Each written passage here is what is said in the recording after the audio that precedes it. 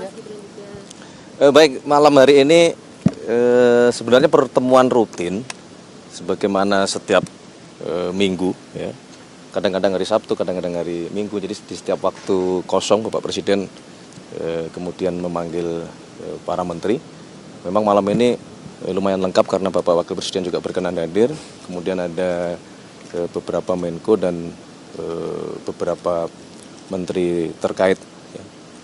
Pertama, beliau seperti biasa ya, mengupdate segala program yang sudah dikerjakan oleh pemerintah. Tetapi memang terus terang malam hari ini tadi ada beberapa hal yang dibahas secara khusus. Salah satunya mengenai sistem keuangan dan sistem perbankan kita. Termasuk tadi membahas mengenai hasil dari peraturan pemerintah yang kita keluarkan berkenaan dengan masalah devisa hasil ekspor. Salah satunya. Itu DHE-nya udah diterbitin berarti ya Mas? Sudah berlaku mulai bulan Maret. Jadi tadi membahas untuk melakukan evaluasi sejauh mana efektivitas dan dampak terhadap diberlakukannya DHE. Kalau sejauh ini laporan dari Bapak yang terkait, menteri terkait, apakah itu pengusaha-pengusaha itu sudah menaruh uangnya di sini Mas dengan aturan yang baru? Sudah, tetapi memang perlu juga terus kita pelajari ya, karena dari yang sudah kita terapkan hasilnya belum cukup menggembirakan itu. Makanya tadi salah satu pembahasan kita terutama di bidang ekonomi untuk malam hari ini. Ada kendala tersendiri kan Mas yang belum disampaikan tadi? Mengenai? Itu tadi DHE, devisa hasil ekspor itu Mas. Apa masih ada celah yang memungkinkan mereka untuk membawa itu keluar? Ya, masih ada beberapa yang memungkinkan devisa kita belum seoptimal yang kita harapkan itu. Makanya itu yang diminta untuk segera untuk dipelajari kembali. Mas, ini kan lagi ramai soal TKD. Apakah tadi Bapak Menkyu juga melaporkan soal TKD juga ke Bapak Presiden? Transfer ke daerah? Enggak, malam ini tidak membahas masalah TKD karena kan memang beberapa kali juga sudah disampaikan penjelasan dari Kementerian Keuangan.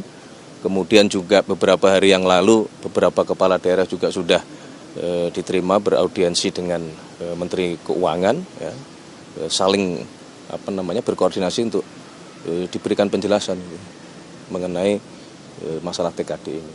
Ini kehadirannya Mas Gibran, apakah ada ngomongin soal percepatan pembangunan Papua juga nggak sih Mas? Yang kemarin juga baru dibentukkan, ada obrolan itu juga nggak? Hanya sedikit. Jadi setelah itu diminta untuk kemarin tim komite eksekutif yang sudah dilantik oleh Bapak Presiden untuk segera melakukan rapat koordinasi ya, supaya sesegera mungkin dapat melaksanakan pekerjaan untuk membantu badan pengarah percepatan pembangunan otonomi khusus Papua.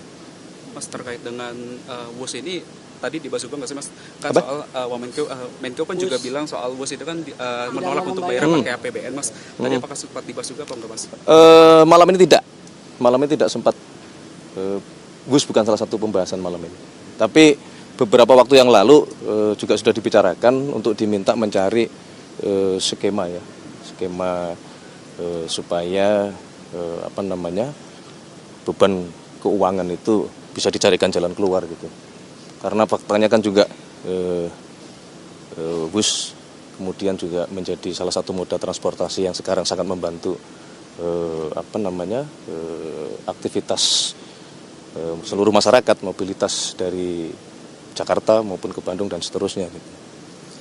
Dan justru kita pengen sebenarnya kan itu berkembang ya, tidak hanya ke Jakarta dan sampai ke Bandung, mungkin juga kita sedang berpikir untuk sampai ke Jakarta, ke Surabaya gitu.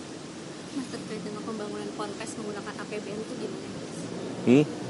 Iya. Diarahkannya kan menjadi APBN gitu untuk renovasi lagi ya, pembangunan lagi. Kemarin. Ya, pasca kejadian kemarin kan kemudian muncul beberapa pemikiran ya. Salah satunya adalah tadi mungkinkah pembangunan pondok pesantren itu bersumber dari pembiayaan dari APBN, tapi memang semua sedang kita pelajari ya, karena kan itu berkaitan dengan masalah jumlah, kemudian juga berkaitan dengan masalah perkembangan apakah kemudian pondok pesantren yang sekarang eksis yang menjadi prioritas ataukah ke depan misalnya ada pembangunan pondok-pondok yang baru. Nah itu sedang dicoba dipelajari ya.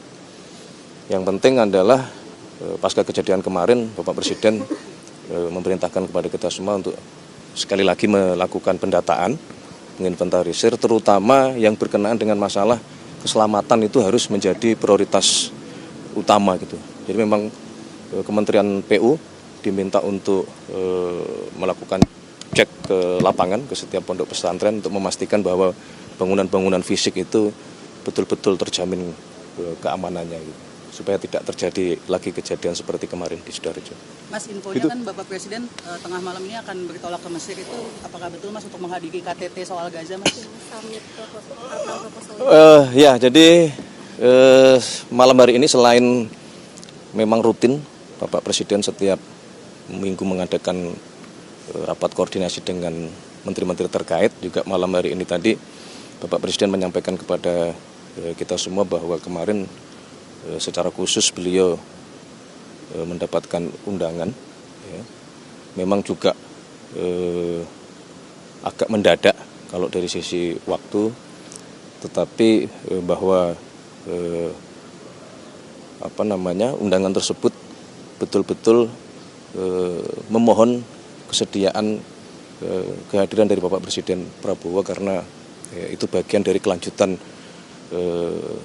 perundingan yang semoga insya Allah itu bisa membawa perdamaian di Palestina dan terutama di Gaza gitu. Jadi tadi Bapak Presiden menyampaikan kepada kita semua bahwa untuk menjaga hubungan baik dan itu bagian juga dari ikhtiar kita selama ini, maka Bapak Presiden memutuskan untuk menghadiri undangan tersebut gitu. Agendanya apa aja Mas? Apakah hanya diskusi aja atau nanti akan ada penandatanganan perjanjian kesepakatan itu gitu Mas? Secara detail kita tadi belum mendapatkan update baik terutama juga dari Bapak Menlu, karena kadang ada pertemuan itu yang sifatnya terbuka, juga ada juga pertemuan yang kadang-kadang sifatnya tertutup gitu. Apakah ada kemungkinan Pak Presiden akan menawarkan kembali 20.000 pasukan perdamaian ke Gaza itu Mas, yang sudah disampaikan juga di panggung PBB Mas? Menurut kami kalau memang kemudian terjadi kesepakatan yang konstruktif ya, tidak menutup kemungkinan arahnya akan ke sana. Tadi Bapak Presiden juga menyampaikan hal tersebut bahwa kalau memang kemudian tercapai kesepakatan ke arah yang baik dalam artian terjadi perdamaian dan kemudian salah satu konsekuensinya adalah kita Indonesia diminta untuk ikut serta membantu mengirimkan pasukan perdamaian. Nah tadi juga dibahas dan diminta kepada tadi alhamdulillah yang hadir adalah Wakil Panglima TNI untuk juga mulai mempersiapkan diri. Manakala dibutuhkan kita sudah siap.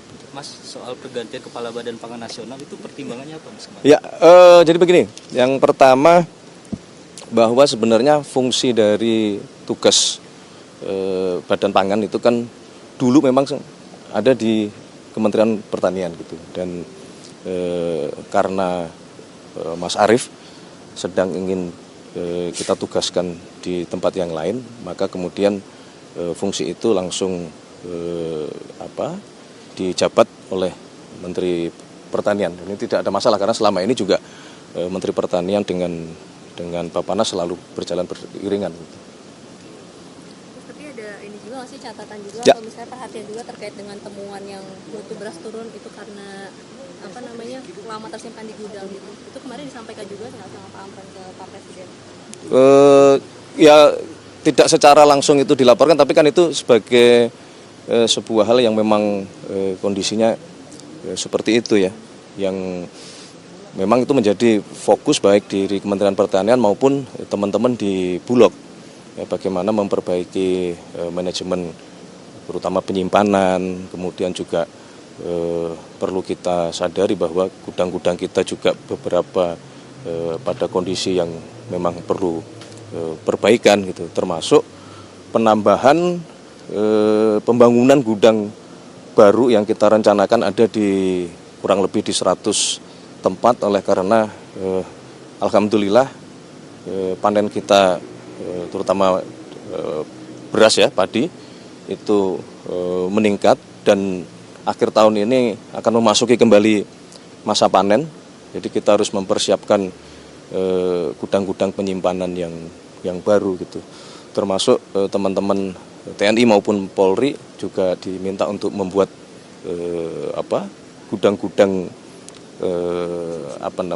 inovasi lah, termasuk kami juga berkoordinasi dengan Mendagri ya, untuk kemudian berkoordinasi sampai ke level kepala desa ya, di mana sentra-sentra penghasil pangan untuk kita galakkan kembali seperti dulu. Kita harus punya lumbung pangan atau lumbung padi di setiap desa masing-masing sehingga kita betul-betul mandiri pangan gitu. Mas, ada usulan dari Komisi 4 supaya Bulog ini statusnya dinaikkan menjadi KL gitu, bukan Perum lagi.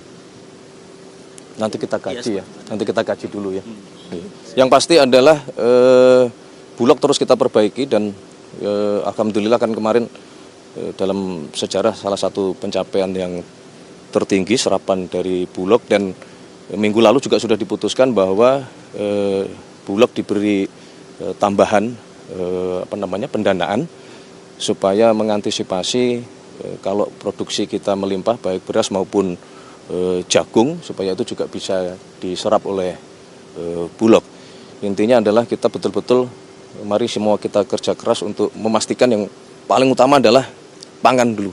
Ya, kalau pangan kita aman, perut aman, selebihnya insya Allah aman. Soal bola Mas. Aduh. Evaluasi dari Bapak Tadi malam mainnya luar biasa bagus sebenarnya, tapi memang mungkin nasib belum berpihak. Kita coba lagi ya. Kita evaluasi, kita perbaiki lagi, jangan patah semangat, terus jangan pernah lelah untuk mencintai timnas Indonesia kita. Terima kasih semuanya. Terima kasih. Kan dikit lagi udah mau 1 tahun pemerintahan Pak Prabowo sama Mas Apalagi Gibran. sudah semua ini. Apakah ada catatan atau evaluasi yang sudah dipegang sendiri dari pemerintahan bagaimana dalam 1 tahun? Udah mau 1 tahun ini, 20 Oktober dikit lagi, seminggu lagi. Banyak lah kan catatan positif dalam artian prestasi selama 1 tahun tentu banyak sekali gitu. Tapi juga ada beberapa catatan perbaikan yang memang juga harus menjadi fokus kita untuk kita perbaiki gitu. Mohon doanya aja, mohon doanya. Terima kasih Bapak Presiden. Oke ya, terima kasih ya. Aku izin mendahului dulu, mengantar beliau dulu ya. Terima kasih ya. Sehat-sehat semuanya. Terima kasih.